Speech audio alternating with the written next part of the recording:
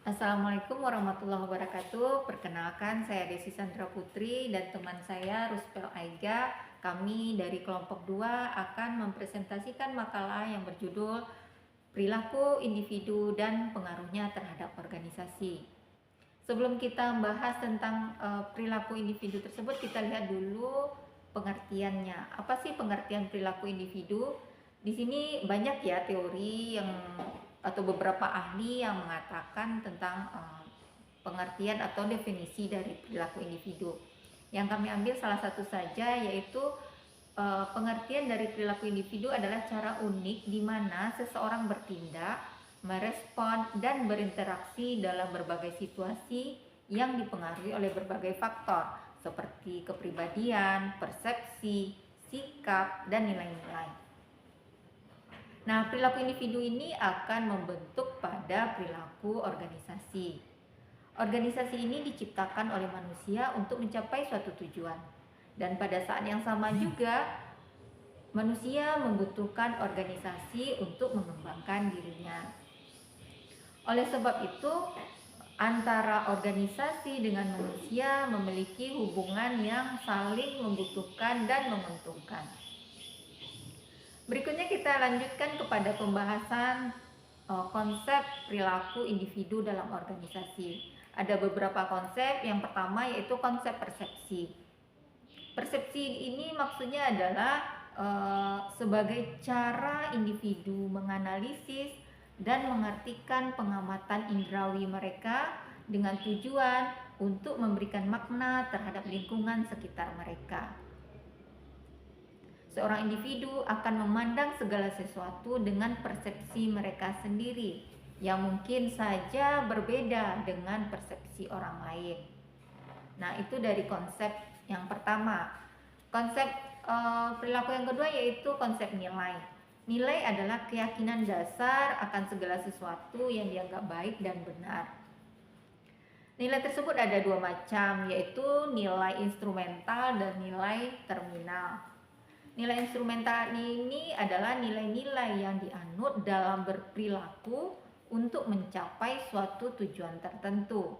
Sedangkan nilai terminal adalah nilai-nilai dari suatu tujuan yang dianggap baik dan ingin dicapai. Contohnya saja, saya ingin menjadi pintar atau saya ingin tamat 3 semester. Nah, itu adalah sebuah contoh nilai-nilai terminal. Sedangkan untuk memperoleh tersebut, saya harus rajin belajar, saya harus bersungguh-sungguh, itu adalah sebuah nilai instrumental. Konsep yang ketiga yaitu sikap atau attitude. Sikap atau attitude diartikan sebagai pernyataan evaluasi atau penilaian terhadap suatu objek, orang, atau peristiwa. Sikap ini berbeda dari perilaku. Sikap masih berupa penilaian yang abstrak, sedangkan perilaku ini menjadi sebuah penilaian tersebut menjadi konkret dalam bentuk perilaku. Robin and Judge mengungkapkan ada 3 komponen yang membangun sikap, yaitu komponen kognitif, yang kedua komponen afektif, dan ketiga komponen perilaku.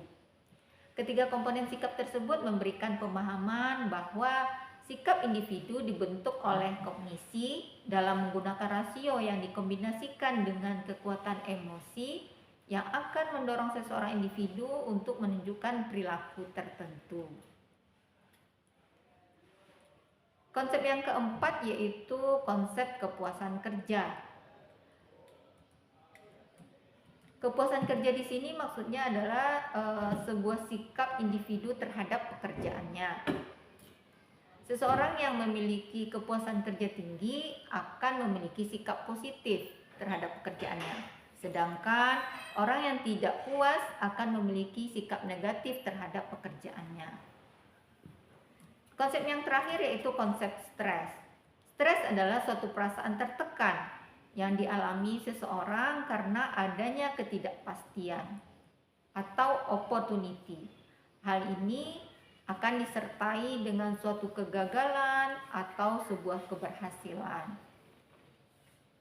Nah, itulah beberapa konsep-konsep dalam kita membahas perilaku individu. Berikutnya kita akan melihat tentang variabel-variabel apa saja yang mempengaruhi perilaku individu. Variabel yang pertama yaitu faktor pribadi. Faktor pribadi ini terdapat nilai-nilai dan keyakinan yang dimiliki.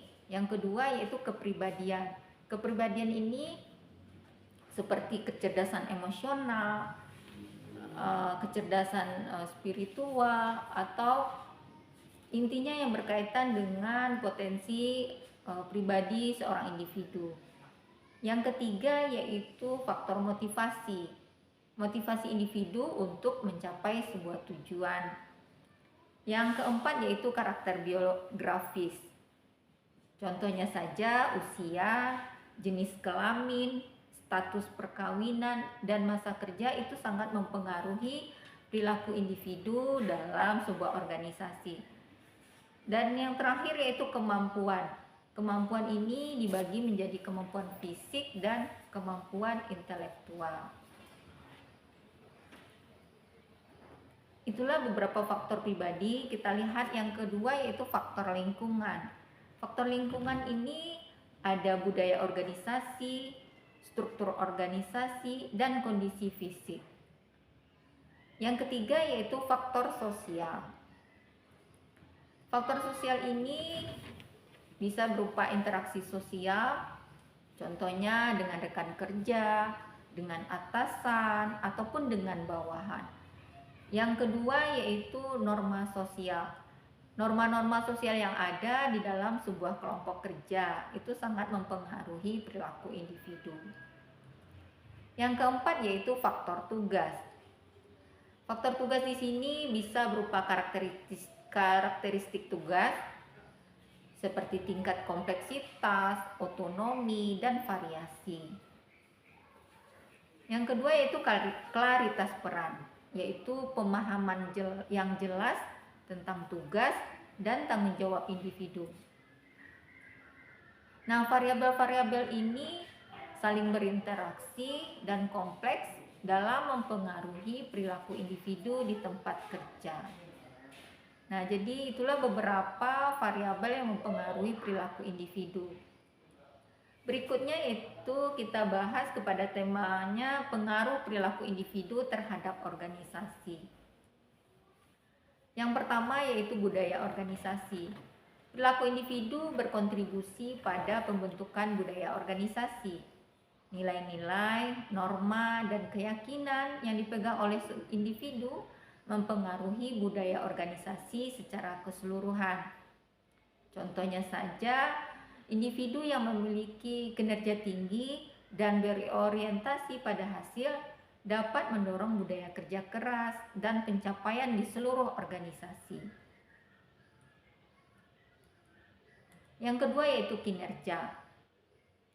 Perilaku individu memiliki dampak langsung pada kinerja organisasi. Individu yang memiliki perilaku proaktif, motivasi tinggi, dan kemampuan kerja yang kuat cenderung memberikan kontribusi positif terhadap pencapaian tujuan organisasi. Yang ketiga yaitu interaksi tim. Perilaku individu mempengaruhi interaksi di antara anggota tim. Kolaborasi, komunikasi, dan konflik dalam tim dipengaruhi oleh perilaku individu. Nah, individu yang memiliki jiwa interpersonal yang baik, dia akan dapat meningkatkan kerjasama dan produktivitas tim kerja dalam sebuah organisasi. Yang keempat yaitu kepemimpinan. Perilaku individu juga berperan dalam dinamika kepemimpinan dalam organisasi. Respon terhadap gaya kepemimpinan, tingkat kepercayaan, dan komunikasi antara atasan dan bawahan dipengaruhi oleh perilaku individu. Dan berikutnya adalah yang akan kita bahas strategi manajemen untuk mengolah perilaku individu. Nah, di sini manajemen organisasi harus memperhatikan perilaku individu dalam upaya meningkatkan kinerja dan efektivitas organisasi. Di antara strategis manajemen yang dapat digunakan yaitu yang pertama, rekrutmen dan seleksi. Memilih individu dengan karakteristik yang sesuai dengan nilai dan budaya organisasi itu dapat mengurangi konflik yang terjadi dalam sebuah organisasi. Yang kedua yaitu pengembangan karyawan. Pemberian pelatihan dan pengembangan karyawan dapat memperbaiki keterampilan dan perilaku individu yang berkontribusi pada kinerja organisasi. Pembahasan berikutnya adalah teori dan prinsip motivasi. Teori dan prinsip motivasi akan menjelaskan faktor-faktor yang mempengaruhi motivasi individu dalam mencapai tujuan dan kepuasan di tempat kerja. Motivasi adalah proses yang menjelaskan intensitas, arah, dan ketekunan seseorang individu untuk mencapai tujuannya. Tanpa motivasi yang kuat, individu tidak akan bergerak atau berkontribusi dalam berorganisasi. Berikut beberapa teori dan prinsip motivasi yang penting kita ketahui.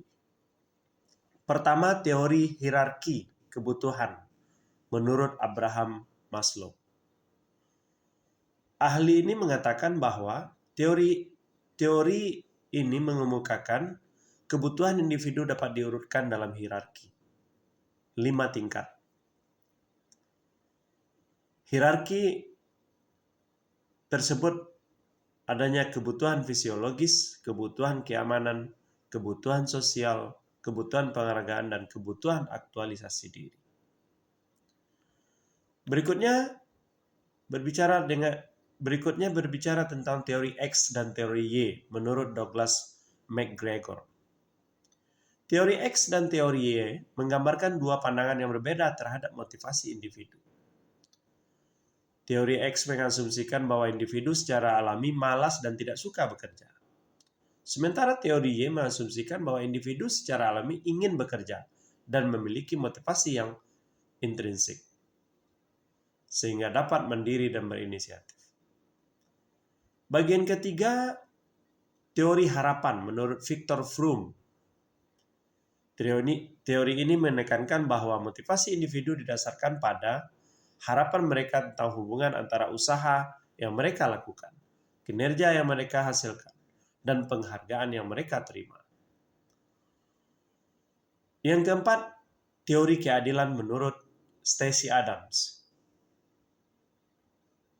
Nah, dia mengatakan bahwa individu akan merasa termotivasi ketika mereka merasa bahwa mereka diperlakukan secara adil dalam lingkungan bekerja.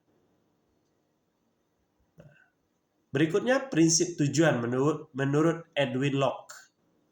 Prinsip tujuan menyatakan bahwa individu lebih termotivasi ketika mereka memiliki tujuan yang spesifik dan menantang. Sementara, bagian keenam, teori penguatan menurut B.F. Skinner. Teori ini berfokus pada penggunaan penguatan positif dan negatif untuk mempengaruhi perilaku individu. Beberapa motif yang mempengaruhi perilaku individu dalam berorganisasi menurut Skinner. 1. Motif kekuasaan. Yang kedua, motif berprestasi. Yang ketiga, motif untuk bergabung. Dan yang keempat, motif keamanan. Dapat kita simpulkan bahwa prinsip-prinsip motivasi ini memberikan pemahaman tentang faktor-faktor yang dapat meningkatkan motivasi individu di tempat kerja. Manajemen organisasi dapat menggunakan prinsip ini untuk merancang kebijakan dan praktik yang mendukung motivasi dan kinerja yang tinggi. Lalu berikutnya, peranan motivasi dalam organisasi.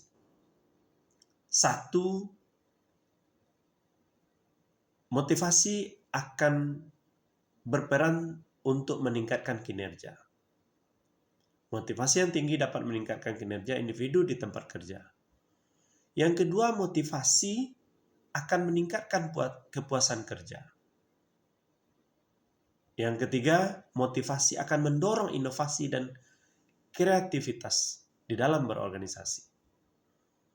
Yang keempat, motivasi akan meningkatkan komitmen dalam berorganisasi. Selanjutnya, motivasi akan meningkatkan kolaborasi dan tim kerja atau teamwork. Motivasi akan mengurangi ketidakhadiran dan ketidakpuasan. Berikutnya, kita akan membahas tentang stres atau tekanan individu dan pengaruhnya terhadap organisasi. Stres adalah respons fisik, mental, atau emosional terhadap perubahan atau tuntutan yang menuntut penyesuaian. Ini bisa terjadi dalam berbagai situasi, baik positif maupun negatif. Stres bisa muncul dari tuntutan pekerjaan, masalah keuangan, hubungan interpersonal, ataupun perubahan hidup seperti pernikahan, perceraian, atau kematian seseorang yang dicintainya.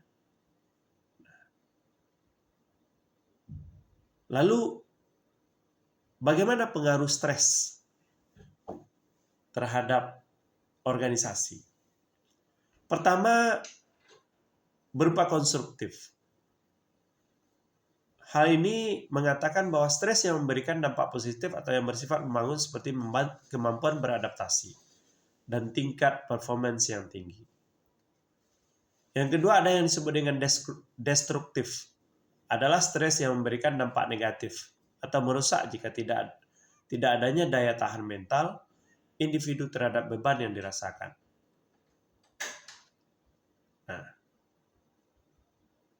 lalu gejala-gejala stres yang sering terlihat pada diri seseorang adalah satu, gejala fisik seperti malas, lemas,